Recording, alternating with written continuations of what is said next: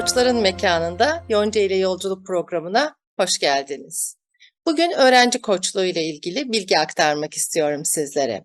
Çocuklarımız doğduğu günden itibaren onlar bizim her şeyimiz. Onlar başarılı, mutlu, sağlıklı ve keyifli olsun, güzel bir gelecekleri olsun diye ilk günden itibaren onlar için çalışıyoruz ve onların mutluluğunu elde etmeleri için her türlü özveride bulunuyoruz. Okula başladıkları ilk günü heyecanla bekliyor, o günü güzellikle fotoğraflıyor ve geleceğe adım attı diye bunu kayda almak istiyoruz.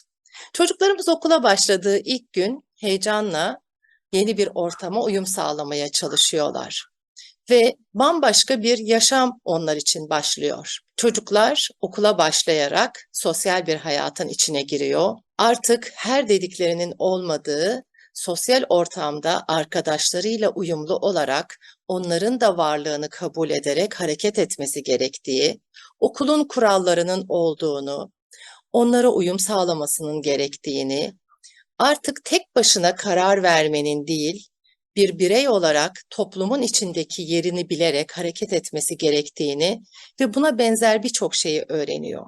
Öğretmenlerine saygı duymayı, ast-üst ilişkisini ve birçok değeri beraberinde öğrenmiş oluyor. Okula gitmek sadece akademik başarı elde etmek değil, gerçekten hayatın içine katılmak, hayatı tanımak ve her yönüyle sosyalleşerek hayatın içerisinde yer almayı gerektiriyor. İşte biz de çocuklarımız okula gittiği anda bu değerlerin en iyi şekilde onlara aktarılmasını istiyoruz. Koçlar öğretmen değil. Koçlar ders anlatmıyor. Koçlar akademik olarak başarılarına birebir ders anlatarak ya da matematik, fizik, kimya, Türkçe dersleri vererek destek olmuyor. Ama ne yapıyor? İşte hayatın içinde en doğru şekilde yer alması için o sosyal hayatın içinde neler yapması gerektiğiyle ilgili ona bilgiler aktarıyor. Öğrenci koçluğu saf koçluktan biraz daha farklı. Bir anlamda biraz öğretici koçluk da var. Biraz mentorluk da var öğrenci koçluğunun içinde. Ve orada hayata hazırlanırken nasıl bir tempo tutturmaları gerekiyor? Zaman planlamasını nasıl yapması gerekiyor? İlkokul birinci sınıftan itibaren o ders saatlerine uymayı öğreniyor çocuklar.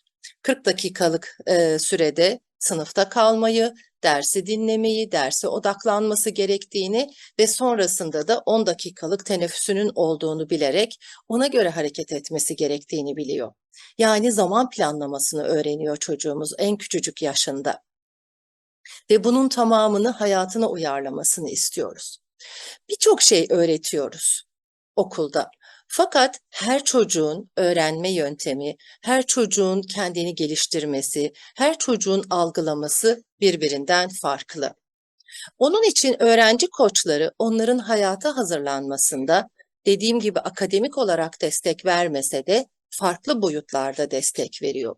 Akademik başarısına da fayda yaratıyor tabii ki. Nasıl yaratıyor?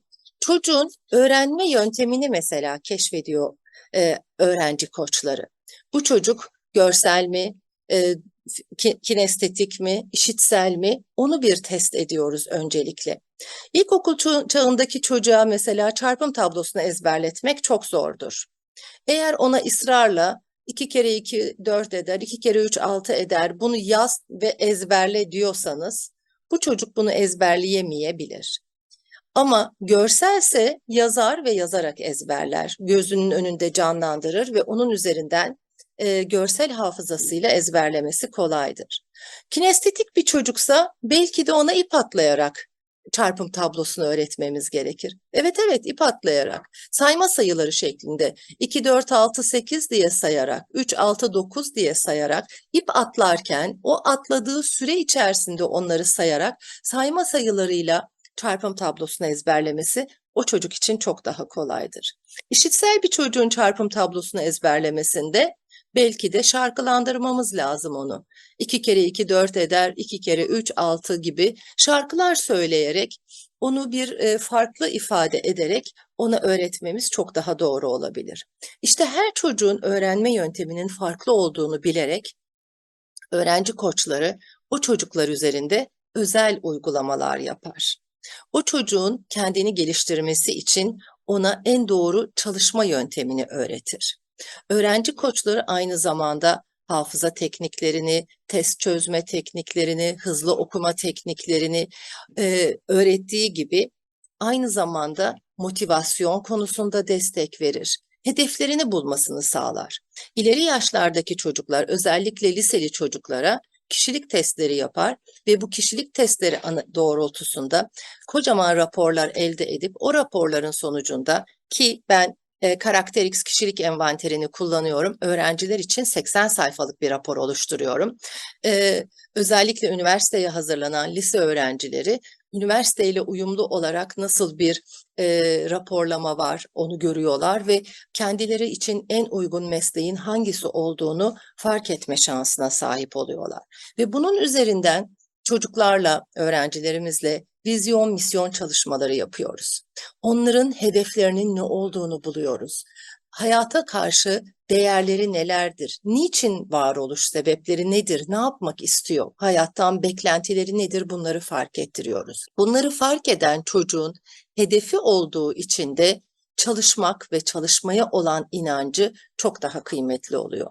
Son zamanlarda üniversiteye hazırlanan öğrencilerden hep şunu duyuyoruz. Üniversiteyi kazanmak çok zor, kazansam bitirmek zor, bitirsem iş yok. Onun için çok çabalasam da ne olacak? Nereden mezun olursam olayım nasılsa açıkta kalacağım.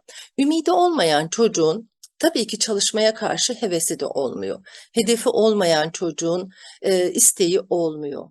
O zaman ona siz istediğiniz kadar akademik olarak günde şu kadar test çöz, şu kadar soru çöz deyin. Bunu yapmak istemiyor. Oysa kendisiyle ilgili bir amaç belirlemesine destek olursanız, o zaman işte hayata bakış açısı değişiyor. Varoluş sebebini biliyor ve o doğrultuda da ilerliyorsa çocuk, o zaman hayata tutunup çok daha farklı oluyor. Ve başarabildiğini gördükçe, bir öncekine göre daha fazla yapabildiğini gördükçe daha çok fayda sağlıyor. İşte bu doğrultuda biz öğrenci koçları çocuklarla bazen birebir, bazen grup çalışmalarıyla birlikte çok güzel oyunlar da oynuyoruz. Onların kendilerini keşfetmelerine destek oluyoruz. Sadece ders çalıştırmak değil bizim yaptığımız. Aynı zamanda onlarla beraber bu eğlenceli, bu hareketli ortam içerisinde her çocuğun ihtiyacı doğrultusunda çok güzel bir plan yapıyoruz.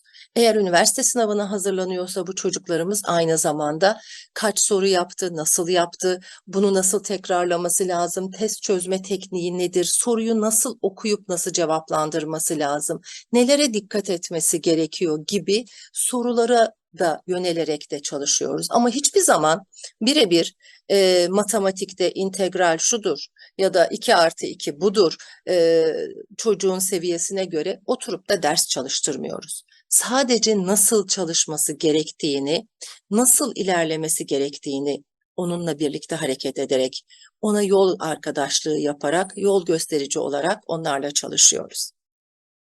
Genellikle öğrenci koçluğu dediğimiz zaman veliler hemen geliyorlar. Hocam kaç net artıracak? Şu sınavdan geçer mi? Şuraya girer mi? Not ortalaması yükselir mi? Öyle bir söz veremiyorum. Bunun için onunla birlikte yol arkadaşlığı yapacağım. Onu motive edip doğru çalışma prensipleri ona belirleyip zaman planlaması yapıp ilerlemesi için ona destek olacağım. Ama birlikte ders çalışmayacağız. Ben ona sadece kaç soru çözdün, bu kaç sorunun kaçını yaptın ve bu yaptıklarının doğrularını kontrol ettin mi gibi onunla birlikte hareket ederek yol alacağım. Çocuklarımızın kendi hayalleri ve hedefleri olduğu zaman inanın bu heves çok fazlasıyla oluyor. Ve çalışma yöntemini bildikleri zaman kendilerini geliştirebildiklerini, başardıklarını gördükleri zaman gerçekten inanılmaz sonuçlar alınabiliyor. Bu sene benim bir öğrencim bana geldi. 4 yıldır üniversiteye girmek için çaba sarf ediyormuş. 4 yıl olmuş liseden mezun olalı. Üstelik de Maraş'ta yaşayan, maalesef depremle yüz yüze kalmış bir öğrencimdi. Fakat bu sene üniversiteyi kazandı. Çünkü kazanabileceğine inandı. Çalışırsa yapabileceğine inandı. O zaman işte her şey değişiyor. Yapamam dediğiniz anda, belirli inanç kalıplarınız olduğunda, hayata karşı kendinize bazı engeller koyduğunuzda, sizi sabote eden duygularınıza e, kapılıp onlar için alaşağı ederseniz kendinizi, öz değerinizi, öz şefkatinizi kaybederseniz maalesef başarmak için bir hevesiniz, bir niyetiniz olmuyor. Ama eğer birebir çalışmalarda hem öğrencinin kendini geliştirdiğini görür, başarabileceğine inanırsa ve doğru çalışma yöntemlerini de o kişiye özel yöntemleri de onlara eğer öğretebilirsek yol almak ve başarmak çok kolay oluyor. İşte öğrenci koçluğunda bizim yaptığımız tam anlamıyla bu. Ders çalıştırmıyoruz, nasıl çalışılacağını, nasıl motive olması gerektiğini, hayattan neleri beklemesi ve çalışırsa, başarırsa elde edeceklerinin ona ne anlam ifade ettiğini onlara fark ettiriyoruz. Ve bu doğrultuda, amaç doğrultusunda başarmış gençlerle bir arada oluyoruz. Sonrasında tabii ki kariyer planlaması da yapıyoruz. Öğrenci koçluğu ve kariyer koçluğu özellikle lise son ya da üniversite çağlarındaki gençlerimiz için kariyer koçluğu da son derece önemli. Kariyer koçluğu dediğimizde de gerçekten hangi mesleği seçecek ve o meslekte nasıl ilerlemesi gerekiyor onunla ilgili. Bunun üzerinde de daha önce zaten konuşmuştuk. Öğrenci koçluğu bugün anlatmak istediğim bir konuydu. Sizlerle paylaşmak istedim.